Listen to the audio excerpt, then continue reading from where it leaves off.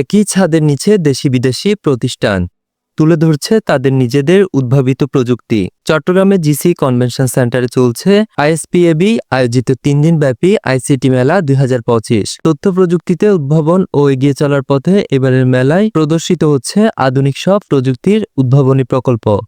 আজকে তো আইসিটি ফেয়ারের এটা ফার্স্ট ডে অনুযায়ী এবং ফার্স্ট বেলা অনুযায়ী ভালো রেসপন্স। আমরা এক্সপেক্ট করতেছি হয়তো 3টার পরে থেকে আরও অনেক ক্রাউড দেখা যাবে। আইসিটি ফেয়ারের মূল আকর্ষণ বেসিকলি আজকে যেখানে কনসেন্ট্রেট করা হয়েছে সেটা হচ্ছে গিয়ে আইসিটাকে কতটুকু আরও সমৃদ্ধ করা যায় আর কি, মোর অন সার্ভিস ওরিয়েন্টেড কীভাবে করা যায়।